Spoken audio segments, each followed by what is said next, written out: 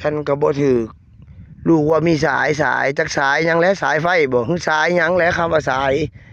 ก็สายถอกลางคืนก็มาบ่แม่นลักเอาปลาหอดปลาจันนะผมหมู่3 มื้อคืนหลังเลยมาตีปลาอยู่นี่ครับผมนี่ผมก็อยู่เฮือนนี่บ่เห็นหน้าบ่หนีเด้เขาเห็นหน้าผมเพิ่นอยากหนีเด้บาดนี่เออสิสายคือลูกเว้าบ่จักแล้วนี่ปลาตัวนี้เด้มันเข้ามาซุ่มอยู่นี่เด้ซุ่มเบิ่งผมอยู่ตอบน่ะเป็นหยังคือซุ่มคือบ่ย่างมาโลดคือบ่ย่างมาหากูนี่ชูเป็นชายหยังเด้นี่ชายไฟฟ้าบ่คือชายหยังบ่มีจะกินบ่มาเอาที่ปลานี่ผมโมโหอยู่ไปลักเอาปลาผมอยู่ในตีอยู่ในกลางเฮือนพุ่นนี่ลูกเมียผมเว้าอยู่นั่นผมมาบ่ทันได้ซื้อผมกาหมอลูกเมียว่าไปแนวย่างลงไปหั่นน่ะย่างลงไปหั่นแล้วว่าซั่นผมคั่วกล้องได้ครับผมพูดไปบักน้อยไปเลยบักน้อยหนีปลาบักใหญ่เข้าในบ้านเป็นอาดลาดภูเขาอาดลาดเลยบักใหญ่เด้อดาครับรุ่นน้ำก้นนี่ก็สาวกองท่านน่ะแม่นมึงกูจะเอามึงน่ะขังคุกตีปลาแล้วยังมาจับมันมาอ่านว่าเฮาผิดอีกตีปลาอยู่ภายเฮานี่คันไม่เอาปลาขึ้นต้นหน้าน่ะกูจะจับมึงเข้าคุกปลากูนี่ปลาพายกูเด้อโทษฐานลักทรัพย์นะมึงจะจับคนอื่นน่ะดูหน่อยมันเป็นสายอะไรสายอะไรสายไฟฟ้าเปล่าสายเหี้ยอะไรลักเอาหดจันกูบ่จักสายแม่สายหาไปสังหากินพ่อกำทำนี่สายอีหยังเนี่ยนั่นสายไฟฟ้าพี่สังสายหยังเดี๋ยวนี่สายอะไร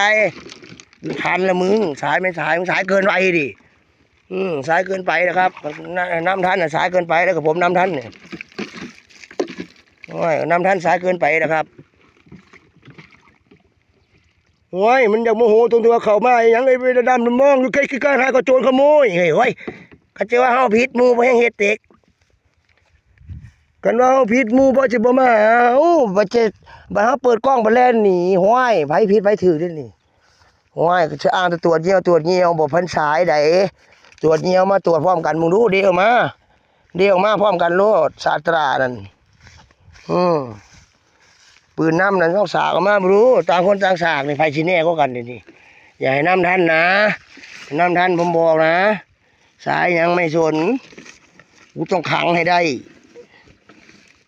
ผมจะเอาไปขังให้ได้เด้3 มื้อคืนหลังไปว่าหั่นนี่นะนี่มื้อนี้ก็น่าจะเป็นมื้อที่4มื้อนี่โอ้ยสายยังกะยาครับผมคันบ่ลวงเฮือนลวงซ่านกันนั่นลวงมาบ่ขออนุญาตเมียผมเลย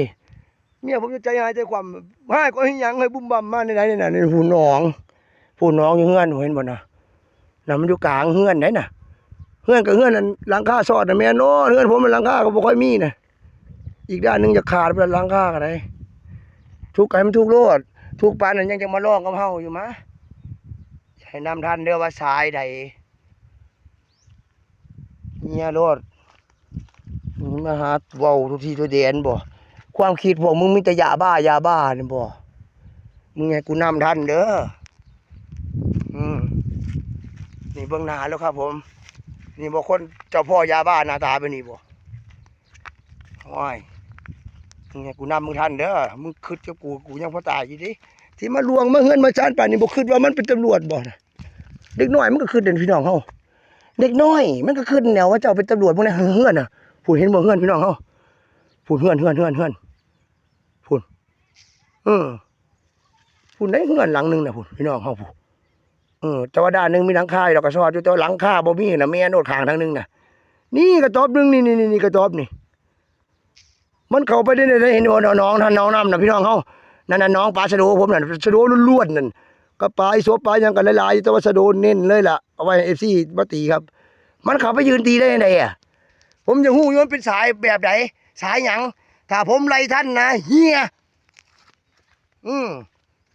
ถ้าผมไล่ท่านนะผมจะลากข้อไปศาลโลดผมจะฮู้ว่ามาแต่ไสผมจับกองได้หนีอาลาดพุ่นบักนึงเข้าป่าเข้าดวงไว้ผู้บักน้อยน่ะไปก่อนบักใหญ่น่ะบักใหญ่เลอะๆลายๆน่ะผมริวใส่ไปอาลาดกันบักใหญ่นั่นคุณเมื่อพฤติกรรมไม่ถูกต้องเลยคุณน่ะทำพฤติกรรมไม่โดนไม่ผมคิดว่ามันไม่ใช่คนดีแล้วงั้นน่ะคุณทำพฤติกรรมยังไงคุณมายังไงผายผมเนี่ยแล้วคุณทะลุไปไงเวลาผมจับกล้องได้คุณไปใหญ่เลยคุณหนีไปใหญ่เลยไผจะถือขังกันแน่เบิ่งอยู่หน้าเจ้าพ่อยาบ้าบ่นี่ว้ายมาใกล้ๆกูรู้สร้างมึงกล้าขึ้นกล้าว่ากับกูทีเดียวนี่อย่าเห็นอีกเด้อว้ายตัวนี้ก็ถือจับที่บอกให้คันกูมาทันน่ะเฮียสู่2 คนเฮียโลดพายนี่กันถ้าโกบ่พอใจน่ะข่อยบ่พอใจเจ้าก็เฮียกันนี่พายข่อยเด้นี่ เจ้ามาหาป่าพายข่อยเจ้าอย่าเว้าใหญ่บ่อ่อนน้อมถ่อมตนทะลุเฮือนชานมาแนวใดนี่พายทะลุมานี่ความเป็นนี่มันบอกว่าน้ำอยู่นี่ความติดกันมันยืนเบิ่งอยู่เด้มันเอาว่าน้ำติดกันถึกเมียกับลูกผมชอมันยืนเบิ่งกันอยู่ว่าน้ำชอดกันอยู่สายไหนผมฝากด้วยนะสายไหนน่ะถ้าผมตามทันผมเล่นเลยนะผมเล่นจริงด้วยคนจนๆเนี่ยชีวิตจะแลกให้ดูเดี๋ยวแลกให้ดูเห็นว่าผมฐานะไม่ค่อยมีอย่างเงี้ยเดี๋ยวรู้เห็นว่าฐานะผมไม่ดีไม่มีตังค์เหมือนคนอื่นเขาเดี๋ยวรู้เดี๋ยวกูงัดให้ดูนะมึงสายไหนมาเล่นปลากูอะมาเล่นปลาFCกูปล่อยมึงสายไหนเดี๋ยวมึงรู้กับกูนะผมเนี่ยพ่อแม่ตายป่าหมดแล้วพ่อแม่เขาจากผมไปบนสวรรค์แล้วเหลือแต่ผมตัวเดียวโดดๆเนี่ยสายไหนสายไฟฟ้าเหรอสายไฟฟ้าหรือสายอะไรมันล่อปลาผมในสวนนี่นู่นบ้านผมตรงนู้นบ้านที่หลังคามีครึ่งนึงน่ะนั่นแหละบ้านผมไม่ใช่สายสงสัยว่าเสพยาหรือค้ายามันจะเข้ามาทำไมผมเปิดกล้องวิ่งหนีโอ้ยพูดแล้วโมโหว่ะสาเหตุอะไรจะรู้สาเหตุอะไร